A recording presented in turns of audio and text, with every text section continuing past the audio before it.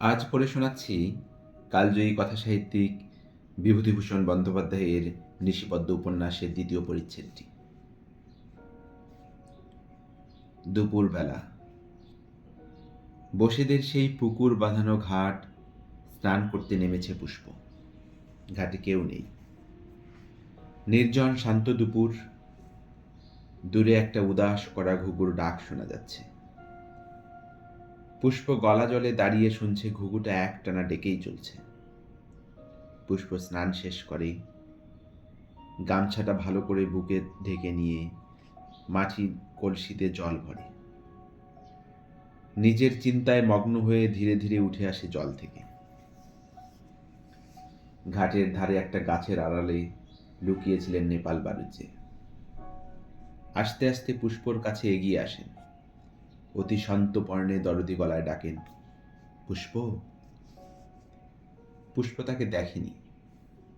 হঠাৎ ডাক শুনে চমকে উঠে বলে, কে?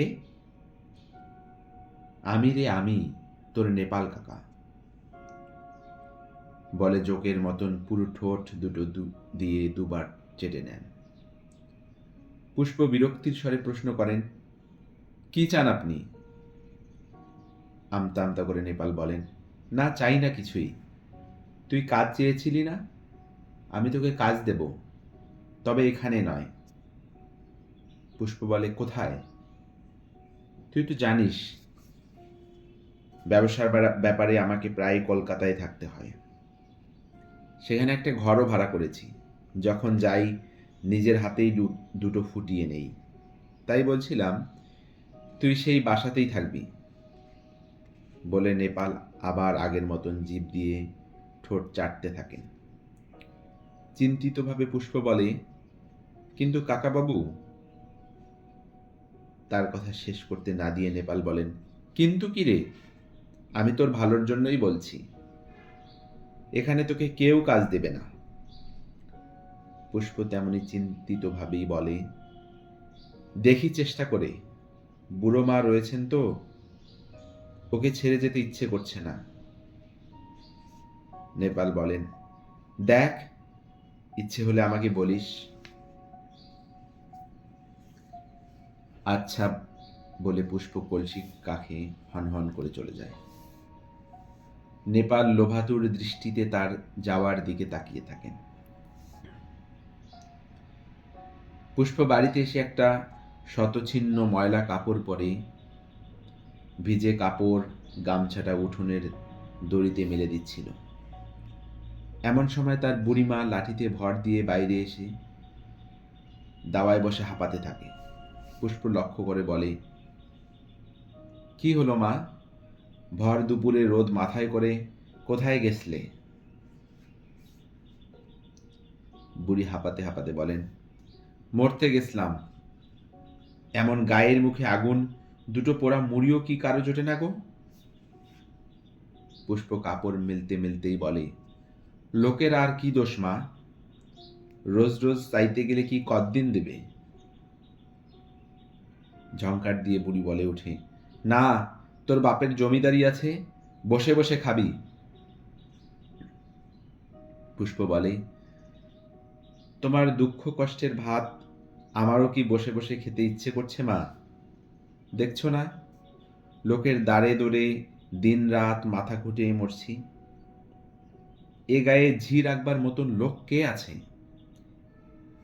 যার আছে তার তারা কেউ বলে স্বামীর চরিত্রির খারাপ, তোকে দেখলে বাপু ভয় হয়। কেউ বলে সমত্ত ছেলে ঘরে, তোমাকে বিশ্বাস হয় না। তা আমি কি করব? বুড়ি বলে, তা না খেয়ে মর। আমিই বা আর কি করব? পুষ্প মুখটা করুণ হয়ে ওঠে।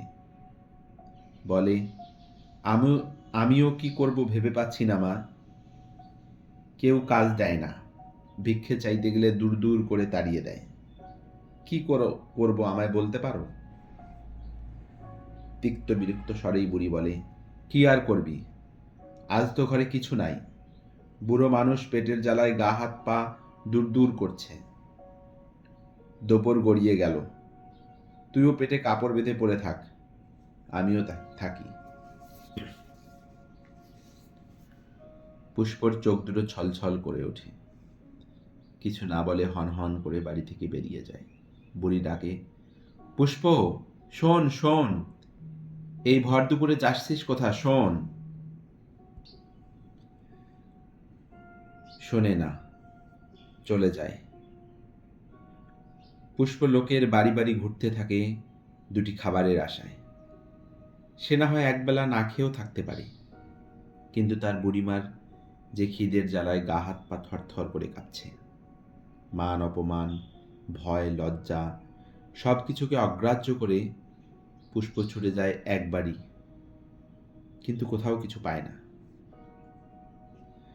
যদি কেউ সামনাসামনি অপমান করে, যদি কেউ সামনে সহানুভূতির সুরে কথা বলে, আবার পিছনে মুখ ভ্যাঞ্চায়। পুষ্প এইভাবে কয়েকটি বাড়ি ঘুরে গ্রামের পশ্চিম পাড়ার রায়গিন্নির কাছে এসে উপস্থিত হল। রায়গিন্নি তখন দাওয়ায় বসে বিড়ি দিচ্ছিলেন, বড়ি দিচ্ছিলেন। পুষ্প অনেক কাকুতি মিনতি করে বলে, আমাকে আপনি ঝি রাখুন কাকিমা, না হলে আমরা দুই মা মেয়েতে না খেয়ে মরে যাব। রায়গিন্নি তাচ্ছিল্যের হাসি হেসে বলেন, তুই হাসালি পুষ্প, ঝি রাখবো আমরা? করুণ স্বরে বলে পুষ্প, আমি বলছিলাম কাকিমা, আপনার এত বড় সংসার, 5 জনের পাতের কুড়িয়ে খেলেও আমাদের দিন চলে যাবে। রায়গিন্নি স্পষ্টই জবাব দেন, না বাছা, এখানে আর কিছু হবে না। পুষ্প কিছুক্ষণ মাথা নিচু করে থেকে বলে, দুটি মুড়ি দেবেন কাকিমা? রায়গিন্নি বলেন, মুড়ি তো ভাজা হয়নি, কদিন জ্বরে গেল কি না। লজ্জায় মাটির সঙ্গে মিশে যেতে ইচ্ছে করে পুষ্প। কোনো কথা না বলে কিছুক্ষণ নীরবে বসে থেকে ধীরে ধীরে উঠে যায় পুষ্প। রায়গিন্নি তার গমনের পথের দিকে চেয়ে স্বগত উক্তি করে বলে, উফ মরণ। আর একটি বাড়ির দরজায় এসে কড়া নাড়ে পুষ্প। বেশ কিছুক্ষণ কড়া নাড়ার পর দরজা খুলে মুখ বাড়ায় সেই বাড়ির বউ। পুষ্পকে দাঁড়িয়ে থাকতে দেখে তার সমস্ত মুখে চোখে ঘৃণা ফুটে ওঠে, বলে, কি চাই? পুষ্প মিনতি করে বলে, আজ সকাল থেকে আমাদের মা বেটির কিছু খাওয়া হয়নি, 4টি মুড়ি দিবেন বৌদি। ঝংকার দিয়ে বড় বউ বলে, স্বামীর ভাত ছেড়ে এখানে এসে ভিক্ষে করছিস? তোর মুখ দেখলেও পাপ হয়। বলে পুষ্পের মুখের উপরে দরাম করে দরজাটা বন্ধ করে দেয়।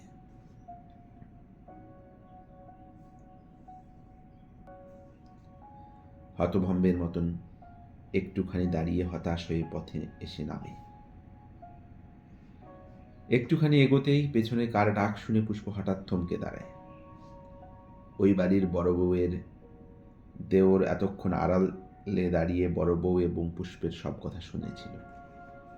পুষ্পের কাছে এগিয়ে এসে চুপি চুপি বলে, তুমি আমাদের বাড়ি মুড়ি চাইতে এলে, আর বৌদি যা তা অপমান করল। পুষ্প বলে, ভিখারি আবার মান কোথায় বাবু, যে অপমান হবে? বড় বউয়ের ছোট দেওরের দরদ যেন উথলে ওঠে। সেইভাবে বলে, না না, তোমার সকাল থেকে কিছু খাওনি, এই নাও, আমি তোমার 2 টাকা দিচ্ছি, চাল ডাল কিনে নিয়ে যাও। বলে পকেট থেকে 2 টাকা বের করে পুষ্পর দিকে বাড়িয়ে দেয়।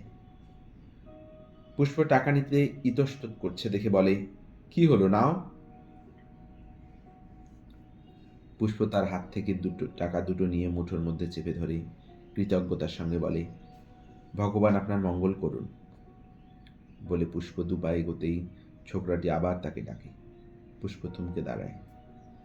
ছোকরাটি তার খুব কাছে এগিয়ে এসে এদিক ওদিক তাকিয়ে চুপি চুপি বলে, তোমার এই অসময়ে সাহায্য করলাম, কিন্তু। তার কথা শেষ করতে না দিয়ে পুষ্প অত্যন্ত কৃতজ্ঞতার সঙ্গে বলে, বলুন বাবু, এর বদলে আমাকে কি করতে হবে? ছোকরা আরো নিচু গলায় আমতা আমতা করে বলে, না মানে বুঝতেই তো পারছো, মানে সন্ধ্যাবেলা একটু। ঘৃণায় পুষ্পর মুখ কঠিন হয়ে ওঠে। এবারও ছোকরার কথা শেষ করতে না দিয়ে বলে, বুঝেছি, আপনার বাবাকে আমি কাকাবাবু বলতাম। গ্রাম সম্পর্কে আপনি আমার দাদা। বোনকে নোংরা কথা বলতে আপনার লজ্জা করে না? এই নিন আপনার টাকা, বলে পুষ্প তার মুখের উপর টাকা দুটো ছুঁড়ে দিয়ে হনহন করে চলে যায় সেখান থেকে।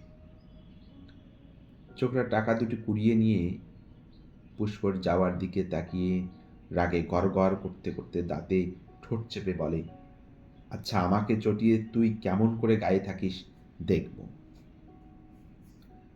ছোকরাটি লক্ষ্য করেনি তার ছোট ভাইপো পুষ্পকে টাকা দেওয়া দেখে ছুটেছে বাড়ির দিকে। তাদের বাড়িতে তখন ছেলেটির মা, অর্থাৎ সেই মুখরা বড় বউ, ছেলেটিকে বলছে, তুই নিজের চোখে দেখেছিস? আধো আধো স্বরে ছেলেটি বলে, হ্যাঁ দেখলাম তো, ছোট কাকা মেয়েটাকে টাকা দিল। রাগে জ্বলে ওঠে বউটি, বলল, চল তো দেখি, বলে ছেলের হাত ধরে তাকে টেনে নিয়ে বাড়ি থেকে বেরিয়ে যায়। পুষ্পদের বাড়িতে এসে পুষ্পর দেখা পায় না। সে তখনও বাড়ি ফেরেনি। পুষ্পর মাকে বউটি যাচ্ছে তাই অপমান করে বলে, 3 কাল গিয়ে তোমার 1 কালে ঠেকেছে, শাসন করতে পারো না মেয়েকে? বুড়ি তার কথায় কিছুই বুঝতে পারে না, অবাক হয়ে বলে, কেন, কি করেছে পুষ্প? দাঁত চেপে বউটি বলে, টাকা টাকা, আমার ছোট দেওরের কাছে টাকা এনেছে, এক্ষুনি ফেরত দাও, নইলে আমি যাচ্ছে তাই করব। বুড়ি বলে, সে তো ফেরে নাই, আর আমি তো এসবের কিছুই জানি না মা। বউটি বলে, তা জানবে কেন? নিজের পেট চলছে না, তাই মেয়েকে স্বামীর ভাত ছাড়িয়ে এনেছ, তাকে ভাঙিয়ে খাবে বলে। যত সব ছোট লোক। চুপ বৌদি, ছোট লোক আমরা নই, ছোট লোক তোমার দেওর। বলতে বলতে এক আঁচল কলমি শাক নিয়ে পুষ্প এগিয়ে আসে। রাগে দুঃখে অপমানে পুষ্পর বুড়িমা ঝাঁপিয়ে পড়ে পুষ্পর উপর লাঠি দিয়ে তাকে এলোপাথারি মারতে মারতে বলে, ফেলে দে হতভাগী, কত টাকা নিয়ে এসেছিলি, ফেলে দে। তোর জন্য বুড়ো বয়সে আমাকে এই সব কথা শুনতে হলো। মর মর, গলায় দড়ি জোটে না তোর? বেরিয়ে যা আমার বাড়ি থেকে। তোর ওই কালা মুখ আমি আর দেখতে চাই না, দূর হয়ে যা। বলতে বলতে বুড়ির আগে কাঁপতে কাঁপতে ঘরে গিয়ে দরজাটা বন্ধ করে দেয়। পুষ্প এতক্ষণ পাথরের মতো দাঁড়িয়ে মার খাচ্ছিল। তার আঁচল থেকে শাকগুলো পায়ের তলায় পড়ে গেছে। পুষ্প ধীরে ধীরে বউটির দিকে মুখ তুলে বলে, স্বাদ মিটেছে তো বৌদি, এবার বাড়ি যাও। তোমার দেওরকে জিজ্ঞেস করো, টাকা আমি নেইনি, তোমার দেওর আমার ভাইয়ের মতন। ঝংকার দিয়ে ওঠে মুখরা বউটি, উফ, সতী সাবিত্রী, স্বামী কুলে কালি দিয়ে এখানে এসেছে লোকের সর্বনাশ করতে, বলে ছেলেটিকে টেনে নিয়ে এই চল বলে হনহন করে চলে যায়। পুষ্প ভাবে, ঘরের দিকে তাকিয়ে দেখে দরজা বন্ধ, পায়ের তলায় কলমি শাকগুলো পড়ে আছে। ওগুলোই ছিল আজকের ওদের মা ও মেয়ের একমাত্র খাবার। পুষ্প চিন্তা করে, ভদ্রভাবে বেঁচে থাকার কোনো পথেই আজ তার সামনে খোলা নেই। এইভাবে গ্রামের লোকের ঘৃণা, তাচ্ছিল্য, অপমান আর কুলুকের কুদৃষ্টি থেকে কেমন করে বেঁচে থাকবে পুষ্প? আর যদি তার রূপ যৌবনটা বাদ না সাধত, তবুও একটা কথা ছিল। অনেক চিন্তা করে দেখল পুষ্প মৃত্যু ছাড়া তার কোনো উপায় নেই। এভাবে বেঁচে থাকার চেয়ে মরে বাঁচা অনেক সুখের, অনেক শান্তির। অনেক চিন্তা করে পুষ্প আত্মহত্যা করবার জন্য এসে দাঁড়ালো বসদের সেই পুকুরটার বাঁধানো ঘাটে। হাতে তার একটি মাটির কলসি আর এক গাছা খড়ের তৈরি দড়ি। কোথাও কোনো জনমানবের সারা শব্দ নেই। পুষ্প ধীরে ধীরে নেমে যায় সিঁড়ি বেয়ে। একটি দাঁড় কাক কাকা করে একটানা ডেকে চলছে তার মাথার উপরে। কাকটা উঠছে, ঘুরছে আর ডাকছে, কা কা কা। পুষ্পর মুখ চোখের ভাব কেমন যেন স্থির হয়ে আসে। ধীরে ধীরে কলসিটা কোলে নিয়ে গলার দড়ি বেঁধে উঠে দাঁড়ায় পুষ্প। জলে ঝাঁপ দিতে যাবে এমন সময় কার ডাক শুনে ঘাটের উপরের দিকে চমকে তাকায়, দেখে নেপাল বাড়ুচ্ছে। নেপাল তরতর করে সিঁড়ি বেয়ে ছুটে আসেন পুষ্পর কাছে, বলেন, এ কি, গলায় কলসি বেঁধে মরতে এসেছিস? কেন কেন মরবি কেন? আমি তো তোকে বলছি, তুই আমার সঙ্গে চল, ভালো থাকবি, সুখে থাকবি। পুষ্প কিছু বলে না। পাথরের মূর্তির মতো নেপালের দিকে ফ্যাল ফ্যাল করে তাকিয়ে থাকে। নেপাল বলেন, ভাগ্যিস আমি এই পথ দিয়ে যাচ্ছিলাম, নইলে কি হতো বলতো? বলতে বলতে পুষ্পর গলার বাঁধনটা খুলতে খুলতে বলেন, খোল, সব বাঁধন খুলে ফেল। বলে নিজের হাতে বাঁধনগুলো কলসিটা জলে ফেলে দেয় নেপাল বাড়ুচ্ছে। হাত ধরে ঘাট থেকে উঠে নিয়ে আসে পুষ্পকে। কাকটা তখনও ডাকছে, কা কা কা। এতক্ষণ আপনারা শুনলেন নিশিপদ্ম উপন্যাসের দ্বিতীয় পরিচ্ছেদ। খুব শীঘ্রই তৃতীয় পরিচ্ছেদও আপনাদের পড়ে শোনাবো। সেই পর্যন্ত ভালো থাকবেন, সুস্থ থাকবেন। ধন্যবাদ সকলকে।